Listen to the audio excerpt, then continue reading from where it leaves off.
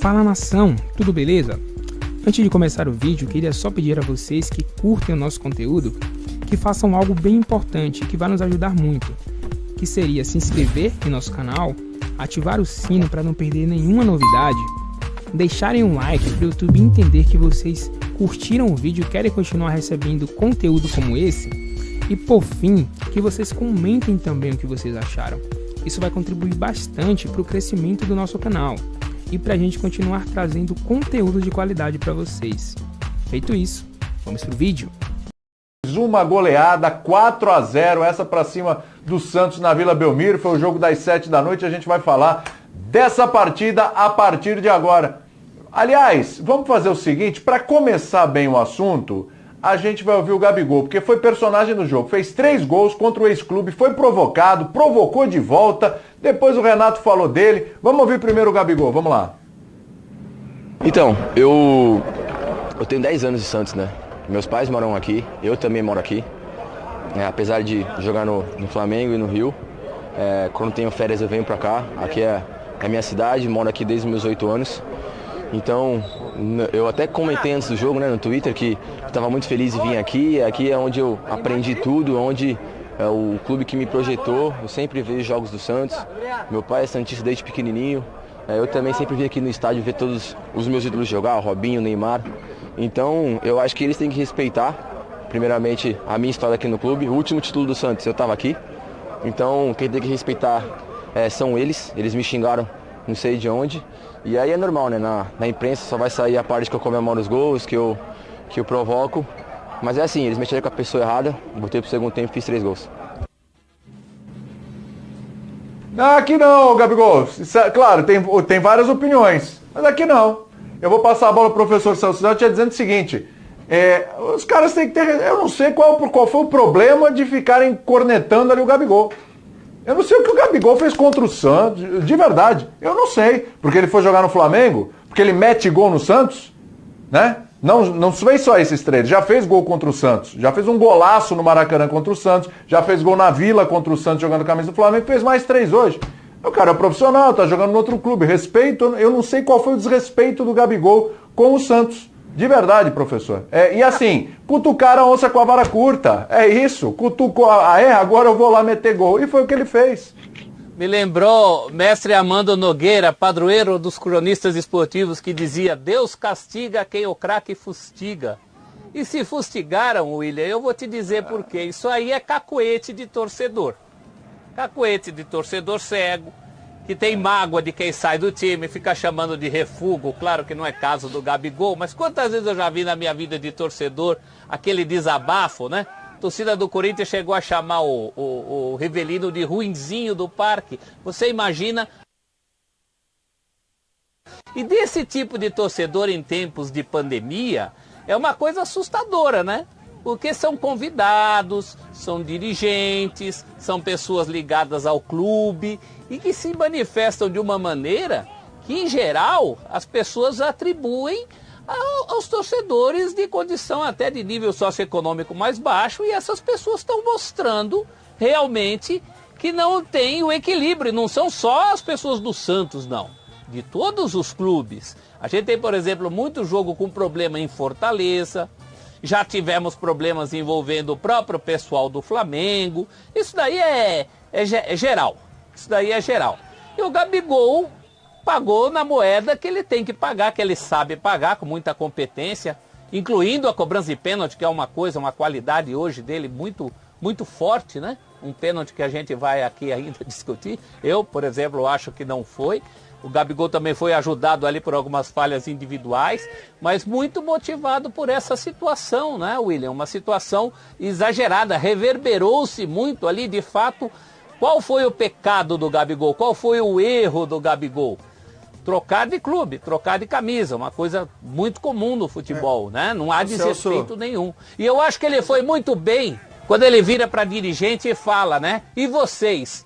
Quando falam para ele respeitar o Santos, quando ele vira para dirigente e fala, e vocês? Ele dá um recado muito direto para a gente que deveria respeitar o Santos de outra maneira. Então, não, só para a gente contextualizar, né? Quer dizer, a reclamação toda veio num lance em que o Gabigol pediu o cartão amarelo para o jogador do Santos e tal. O problema de tudo isso que a gente está discutindo é que, e a gente acaba até normalizando, porque de fato no Brasil tem sido assim, é que a gente está falando de torcedor em um jogo de futebol que não deveria ter torcedor, que não tem torcedor. Teoricamente ninguém pode torcer, os que estão ali nas tribunas. Então já foi assim no jogo contra o Grêmio. E aí, claro, que o foco fica em cima do jogador, que é uma estrela e que responde, que pode ser marrento, pode ser isso, pode ser aquilo. Mas o grande problema que tem acontecido em todos os jogos, de praticamente todos os times, com todos os dirigentes, é que os dirigentes acham que estão liberados para ficar torcendo, para ficar xingando o jogador adversário, para ficar cobrando o juiz, né, para ficar reclamando disso ou daquilo. E esses caras tinham que estar completamente calados ali nas tribunas. Eles não estão ali para torcer. Talvez não devesse ser liberado nem mesmo para eles, já que eles não sabem se comportar de uma outra maneira que não seja a maneira do torcedor, talvez não devesse estar liberado para ninguém, para dirigente, para presidente, para diretor de clube nenhum sentar nas tribunas, já que os caras não sabem se comportar. Ou que pelo menos você tenha ali uma autoridade que possa ficar de olho especificamente nesses caras para dizer, meu amigo, é o seguinte, você está se comportando como torcedor, então, como a gente não pode ter torcedor aqui por causa da pandemia, peço que você se retire, pelo menos nos campos em que você não pode ter torcedores. Eu tenho um momento da discussão aqui, ó. Eu tenho um momento da discussão, vamos mostrar aí, ó. Já já a gente responde essa pergunta que está na tela aí. Isso pode atrapalhar Gabigol em convocação na seleção, porque o Renato, a gente tem o trecho para mostrar daqui a pouquinho também, falou, ó, responde lá, mas isso, né? fica esperto que tem gente de olho. Daí tá o momento da reclamação, ó.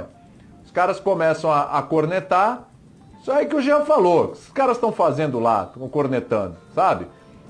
Eu queria ver esses caras. O Gabigol, ele falou, ele vai pra Santos nas férias, ele fica lá, conhece todo mundo. Olha o cara do Gabigol. Beleza, tá certinho, né, campeão? Maravilha, legal. Espera o segundo tempo aí. Olha lá. E os caras cornetando. Aí o Gabigol tá passeando nas férias, tá na rua lá em Santos, não sei o que, os caras não fazem isso. Eu quero ver eles fazerem isso. Não tem que fazer, né? Não tem que fazer. Evidentemente, em nenhum momento tem que fazer. Mas aí tá lá e vira tudo leão, né? São leões, estão lá e tudo. Aí eu quero ver.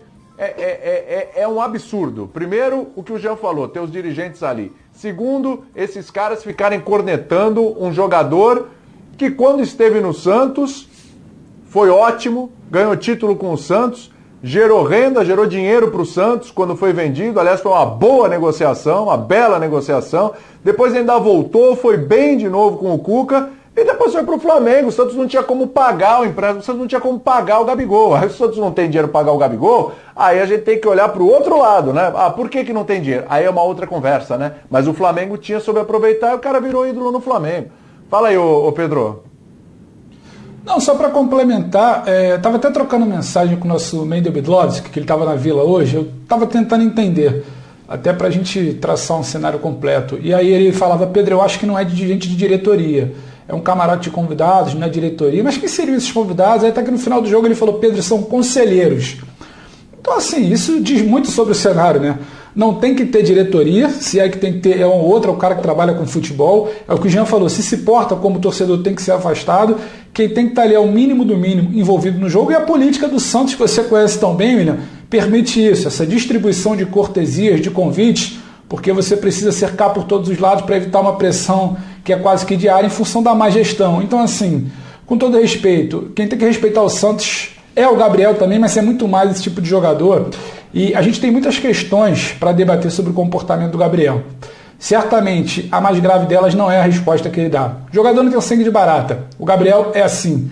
O Gabriel, quando provocado, ele responde. Ele não quer saber se tem câmera, se tinha que ficar calado, se tem algo que deveria ser um comportamento um pouco mais correto ali, ou polido. Não. E ele vem sendo atacado constantemente. E a gente precisa trazer o lado do jogador também. No meio de semana contra o Grêmio, o Gabriel foi chamado de marginal. Ele foi chamado de filho de uma boa mãe. Ele é ofendido sistematicamente em todos os jogos fora do Rio de Janeiro, quando o Flamengo é visitante.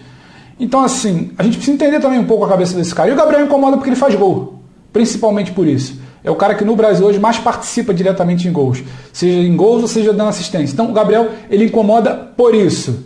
E o torcedor que se preocupa, que se comporta como uma criança, como um adolescente juvenil, como um cara sem nível que está na arquibancada torcendo pelo seu time, torcedor não, o conselheiro, o dirigente, gera isso. É um cara cansado dessa, escalada de ameaças, de xingamentos, de ofensas. É um cara que está na sua cidade e isso tem um potencial, você ir a Santos e ser maltratado. Imagina você sair de casa em Santos, William, você ser maltratado na esquina porque o cara não concordou com alguma fala sua no programa. É óbvio que isso mexe com o cara. Inclusive, achei a fala do Gabriel após o jogo muito boa. Ele para, ele explica o contexto, ele diz o que estavam fazendo, ele pede respeito. Achei tudo muito bom ali dele. Aí depois a gente parte para um debate necessário, que é o que ele faz em campo. E, se eu não me engano, essa jogada é uma trombada que ele tem com o Madison, no meio de campo, numa bola lançada. Ele vai correr, o Madison meio que provoca o choque, ele ficou pedindo cartão. Algo completamente normal de jogo. Só que aquele grupinho estava esperando um motivo para xingar o Gabriel desde o início do jogo. Mal resolvido, porque ele está brilhando no Flamengo, porque ele é de Santos. Tem uma ponta, não é exatamente de inveja, mas é aquela coisa mal resolvida. Ele não está no clube que eles queriam, está no outro clube. E está fazendo história. Então soma tudo isso, um cara que sistematicamente está ouvindo que é marginal, que é filho de não sei o quê, que tem que respeitar, até quando está só fazendo o seu. Então, assim, o problema está longe de ser o Gabriel hoje, William. Só para ouvir aí o Renato, Mauro, para eu poder passar para você. Vai lá. Eu vou colocar o Renato aqui, vou passar a bola para você, e a gente vai ficar no assunto Gabigol. Só estava pensando aqui, né? Olha, haja palavrão, haja xingamento e haja fôlego para esses conselheiros aí, porque é o Gabigol, é o Thiago Maia, é o Diego, é o Gustavo Henrique, todo mundo, é o Bruno Henrique, né, que não pôde atuar. É uma leva que eu vou te... Haja fôlego para esse pessoal, hein, porque olha, o que saiu de jogador do Santos que foi pro Flamengo, hein, em compensação os que vieram do Flamengo pro Santos, não quero nem falar. E provocaram o mais errado deles, como diz o Gabigol. Em vez de provocar o zagueiro, o volante, foram lá provocar o homem que faz gol. Não, foram no Gabigol. Ô Mauro, vamos ouvir o Renato, eu vou passar a bola para você, tá? Vamos lá. Às vezes ele encontra também os chatões do outro lado, né? Só a gente sabe o quanto ele é chatão aqui, né? Mas ele levou na brincadeira, até porque ele jogou aqui, conquistou também. Na época que eu jogava, eu sempre falava, no momento que o adversário está te provocando, porque eles te respeitam, eles têm medo. E eu acho que o mais importante de tudo, que não só eu, mas todo mundo fala pro Gabriel, para ele se preocupar somente em jogar, foi o que ele fez 3 gols, poderia ter feito até o 4º, 5º gol, mas está de bom tamanho, ele tem nos ajudado bastante. A gente segura um pouquinho ele, troca bastante ideias com ele, aconselho ele, justamente temos do cartão, para que ele não tome cartão, entendeu? Nem amarelo, nem vermelho, para que ele não prejudique a equipe e nem se prejudique, né? Porque eu falo para ele, tudo que ele faz dentro e fora do campo, o treinador da seleção brasileira também está observando. Então é preciso que ele tome cuidado com isso. Mas ele tem tomado cuidado, acho que a maior prova disso, o que ele poderia fazer em resposta às provocações, é fazendo gols. Eu falei para ele, faz o gol, é a melhor resposta, não tem que falar, você é o Gabigol, vai lá, faz o gol, ajuda a gente, ponto final. Foi o que ele fez no segundo tempo. Você acha que, por mais que nós estejamos dando razão aqui pro Gabigol, ou entendendo o lado do Gabigol, né, ô Mauro, você acha que pode atrapalhar? Esse tipo de comportamento já foi contra o Grêmio, foi hoje também, então essas confusões podem atrapalhar um pouquinho, ou não? Não, minha curiosidade antes, quando o Pedro citou o Mendel e tal, dizendo que eram conselheiros e tal, é exatamente o que pediram, né? Aí depois o Pedro explicou que ele pediu um cartão, mas é óbvio que os caras só não gritaram respeito. Mas os caras não gritaram para ele só respeita a sua casa, é aqui, respeita o Santos. Não gritaram só isso, né? Deve ter tido alguma coisa, né, Pedro? Igual teve lá do outro. Não ficou só nisso, senão ele não ficaria sinalizando lá, falando com a mão, espera aí que vocês vão ver e tal. A coisa deve ter passado do ponto. Não ficou só no respeito. Agora, eu acho que por mais que o Renato fale, a gente já conversou sobre isso, o comportamento do Gabigol, sei lá, é muita personalidade dele, é muito difícil segurar. A boca do Gabigol, os gestos, é difícil. Acho que ela tem sim a obrigação de falar com ele diariamente para ele não prejudicar com esse tipo de atitude o time com cartões e ficar fora de repente de jogos importantes por causa de uma bobagem, um erro infantil dentro de campo. Com relação à seleção, claro, o Renato tem razão que o Tite está observando, mas não acho que é esse tipo de coisa aí. Vai chegar agora segunda-feira e vai se apresentar e o Tite vai chamar para falar, Pode ser até ser, pô, Gabigol, para com isso e tal. Imagina que você faz isso aqui na seleção, também podem te xingar, aí você pode ser expulso. Eu acho que essa preocupação tem. Pode ser que o Tite vai fazer, não vai deixar de convocar por isso, mas também talvez tenha o mesmo papo do Renato. Pô, você reage, você faz uma bobagem, aí eu ponho você no jogo importante, perco você pro jogo seguinte, isso sim, sabe? A gente viu lá atrás, com o Mano, né, era o Mano na seleção, deixou de levar o Neymar quando teve aquele problema com o Dorival, mas aí era um problema muito mais sério, né, de indisciplina, não vou sair de campo e tal, e aí eles acharam que naquele momento o Neymar merecia, vamos dizer, um castigo assim e tal. A preocupação do Tite vai ser meio parecida com a do Renato, em que ele não prejudique a seleção, sabe, levando uma punição desnecessária. Agora, Renato vai gastar muita lábia, porque o Gabigol é isso aí, cara. Ele é isso aí. Não vejo o Gabigol quietinho dentro de campo. Não. Impressionante, é uma máquina de fazer gols, né? É incrível. E a gente tem uma sequência de telas aí para mostrar esse momento aí do Flamengo. Veja só. Times da Série A com menos gols no ano do que o Flamengo fora de casa. O Flamengo tem 51 gols marcados como visitante. Visitante. Tá? E aí a gente vê, ó. Cuiabá, Atlético Paranaense, América, Sport, Juventude, tá? Todos abaixo ali do Flamengo. Você tem uma ideia como o Flamengo é um visitante indigesto. E tem as goleadas do Renato que contribuem demais para esses números. Vamos lá. Então tem 5-0 no Bahia. Veja só, goleadas como visitante ali, ó. 5-0 no Bahia, 4-1 no Olímpia, depois 4-0 no Grêmio, 4-0 no Santos. Essas como visitante. Aí, como mandante, tem 5-1 no Olímpia, tem 6-0 no ABC, tem 5-1 no São Paulo, tem 4-1 no Defensa e Justiça. É impressionante, porque, claro, tem muito do Gabriel aí, mas, claro, no jogo anterior, por exemplo, contra o Grêmio, teve Vitinho, teve Michael, teve até Rodinei fazendo gols. Os números desse Flamengo e agora com o Renato, Jean, são realmente uma goleada seguida da outra, não para de jeito nenhum, contra os mais variados times, nas mais variadas competições, nas mais variadas situações. É sortido, viu? É sortido mesmo.